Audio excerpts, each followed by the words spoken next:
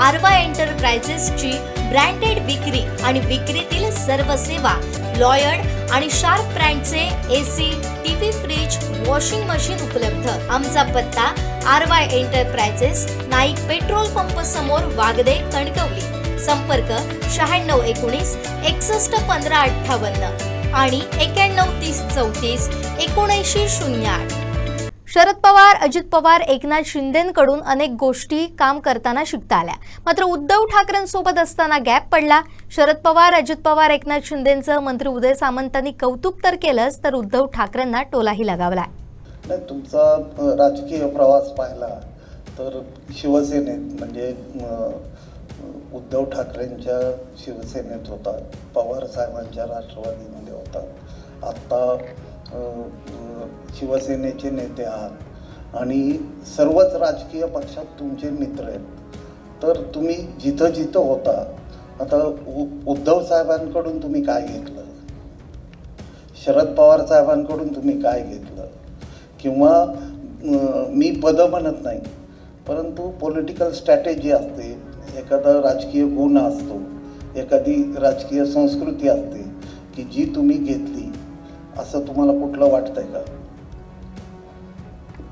चारही नेत्यांबद्दल तुम्हाला चारी पवार साहेबांकडनं मेहनत कशी करायची आणि सगळ्या सेक्टरमध्ये आपला संपर्क कसा ठेवायचा, त्यांच्याशी संवाद कसा वाढवायचा आणि त्याचा पॉलिटिकल फायदा होईल न होईल, पण त्यांच्यासोबत कसं राहायचं आणि मग राजकारण कसं करायचं हे पवार साहेबांकडनं शिकलो. अजितदादांकडनं तर प्रशासनावर कमांड कसा ठेवायचा. आता आम्हाला पण ते शक्य होत नाही वेळेत जाणं, पण शक्यतो वेळ कशी पाळायची, अधिकाऱ्यांबरोबर कसं बोलायचं, अधिकाऱ्यांकडनं काम कशी करून घ्यायची आणि संघटना बळकट कशी करायची हे त्यांच्याकडनं शिकलो. मधल्या 7-8 वर्षामध्ये तसं काही शिकलो असं मला वाटत नाही. पण नंतर ज्यावेळी शिंदेसाहेबांबरोबर आलो त्यावेळी शिंदेसाहेबांकडनं संघर्ष शिकलो. शिंदेसाहेबांकडनं लोकांमध्ये जाऊन कसं काम करायचं हे शिकलो. 24 तासापैकी 18 तास कशी मेहनत करायची हे शिकलो. आणि नुसती मेहनत नाही तर त्या मेहनतीतनं जनतेला आउटपुट कसा द्यायचा हे मी शिकलो. आणि म्हणून तुम्ही रत्नागिरी जिल्ह्यामध्ये जर आला किंवा माझ्या विभागामध्ये जर तुम्ही कधीतरी डोकावलं तर त्याचं प्रतिबिंब तुम्हाला नक्की दिसतं. पवार साहेबांनी शिकवलेल्याचं दिसतं, अजितदादांनी शिकवलेल्याचं दिसतं. आणि मेहनत करून लोकांना आपलंसं कसं करायचं हे जे एकनाथ शिंदे साहेबांनी मला शिकवलं ह्याचा उपयोग देखील होतो. मी अजून एक आठवण तुम्हाला सांगतो की अनेक लोक म्हणतात की एकनाथ शिंदे साहेबांबरोबर उदय का गेला. एकनाथ शिंदे साहेब हा संवेदनशील माणूस आहे आणि भावनाप्रधान माणूस आहे.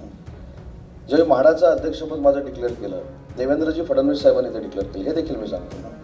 आणि मी सगळ्यांना सांगितलं, अगदी बँड्राला ते ऑफिस होतं, मी बँड्राचं ऑफिस आमच्या म्हाडाचं आणि कलानगर मध्ये रस्ता आहे फक्त, इकडे गेट म्हाडाचं, तिकडे कलानगर. तर मी सगळ्यांना निमंत्रण दिलं की मला म्हाडाचं कॅबिनेट दर्जाचं पद महायुतीच्या सरकारमध्ये मिळालेलं आहे, मी ते पदग्रहण करतो. कोणीही आलं नाही.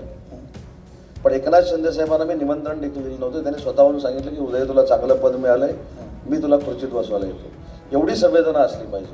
आणि अशा संवेदनशील माणसाच्या पुढं आपण त्याला ओव्हरटेक करणं हे स्वप्नात देखील नाही. त्यामुळे चारही नेत्यांचं मी तुम्हाला सांगितलं, मधली गॅप फक्त काही मी सांगू शकत नाही. आणि 3 लोकांकडनं जे जे काही शिकलो हे मी प्रामाणिकपणे तुम्हाला सांगितलं.